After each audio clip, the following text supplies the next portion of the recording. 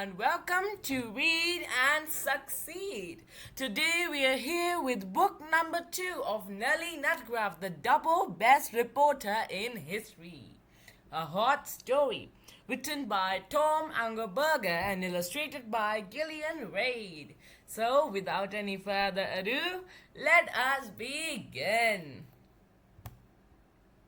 Chapter 4.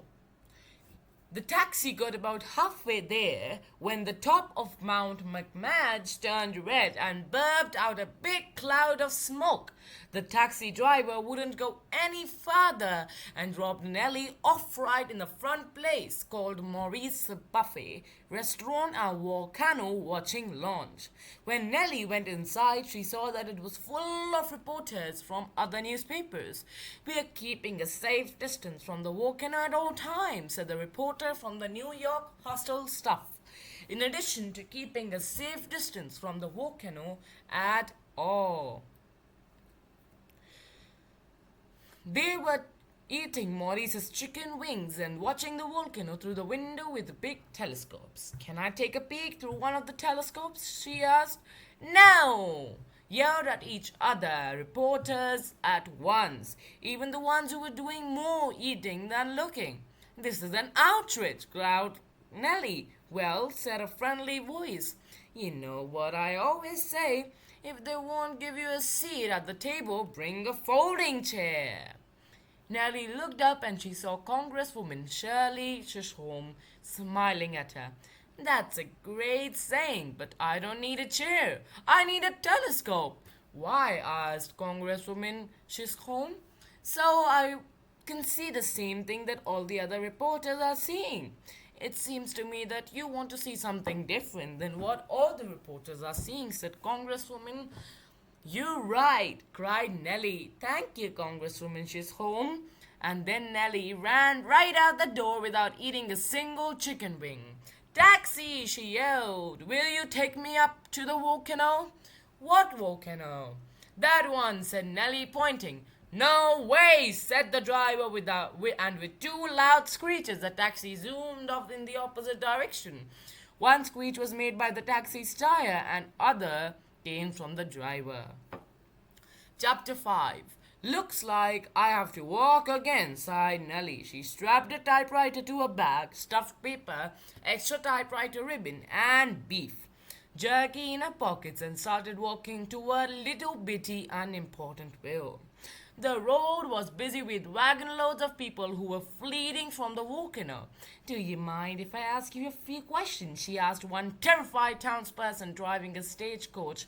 "Yes, I do mind," yelled the stagecoach driver. "I'm terrified, and so are these horses." "It's true," said the horses. "We are terrified." "Can I at least take a photo?" asked Nellie. "Okay, but let me put on my hat," said the stagecoach driver, putting on his hat. Click!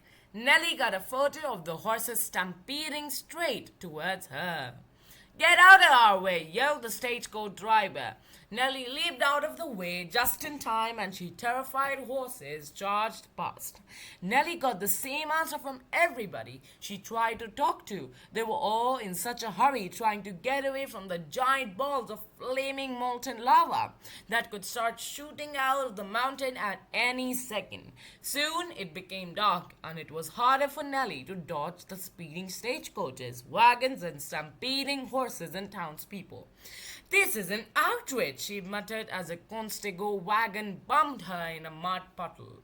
So she decided to get off the road, take a shortcut through the woods, which is where she met Bigfoot. Chapter 6. Now, a lot of people would run if they saw a 10-foot hairy 8-person in the forest at night. Others might grab their cameras and start flashing away. But Nellie just started asking questions.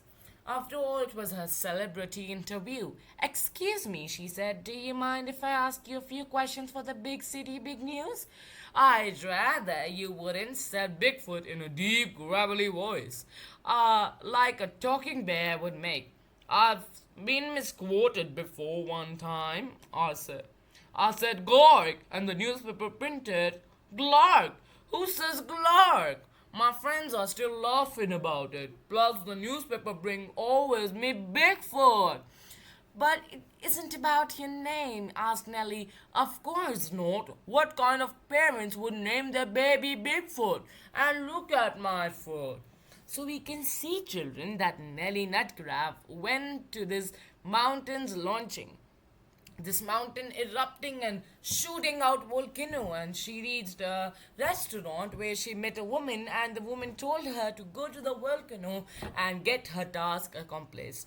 Now while she was going to the volcano, a taxi came in between, and she asked if the taxi could take her there, but the taxi said no, because the volcano was erupting so wildly that it might cause problems. So she had to go by foot on the high mountain. And while going in the forest, she met a person named Bigfoot. I would say an ape person, more like a monkey. And she's asking him questions when usually people run or they scream, they shout, they become so scared. But her job was to ask questions, and that's what she was doing with the same big ape person.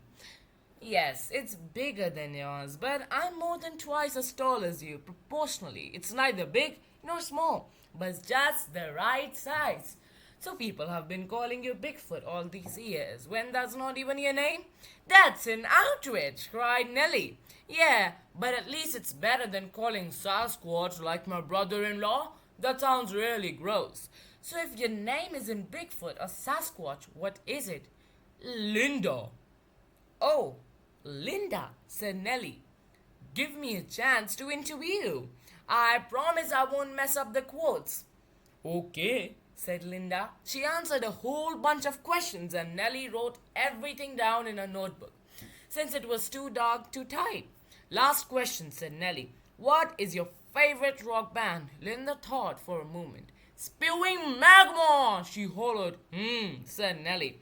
I've never heard of them. No, look at the volcano, it's spewing magma. Nellie looked up, and the top of the volcano was glowing with a bright red in the dark night, and magma was spewing into the air like big chicken fingers of fire. My mean animals like senses tell me it's going to blow up soon, said Linda. We'd better get out of here as fast if we want to remain safe. Mind if I take a photo first? Asked Nellie. Not at all, just let me put on my hair. Click. All right, let's run for our lives, shouted Linda. You go ahead, Linda, said Nellie. It's my job to get up there and see the volcano up close. Be careful, honey, said Linda, giving Nellie a hug.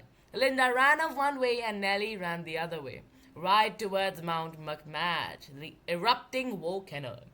While she ran, Nellie typed up her interview with Linda. It wasn't dark anymore because of all of the lava.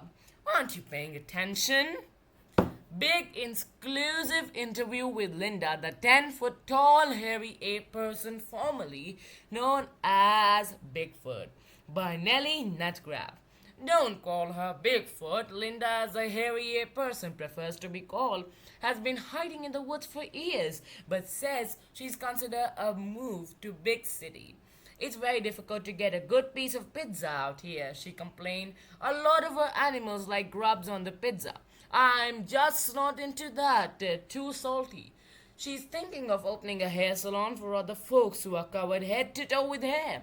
I just want to give something back to the community, she said. Chapter number 7. When Nellie finally got through the woods, she came out right at the bottom of the volcano. She saw a bunch of scientists packing their stuff in a hurry. Do you have to comment for the big city, big news? She asked one scientist. Run for your life, responded Albert Einstein. Wait, slow down, cried Nellie. I need to know how to spell your name for my paper. My editor won't let me use anonymous quotes. But the scientist jumped into a station wagon and drove away as fast as the horses could pull them. This is an outrage, she shouted as she took a picture of the station wagon disappearing into the darkness. Everyone was gone, and Nellie still didn't have the information she needed for her story.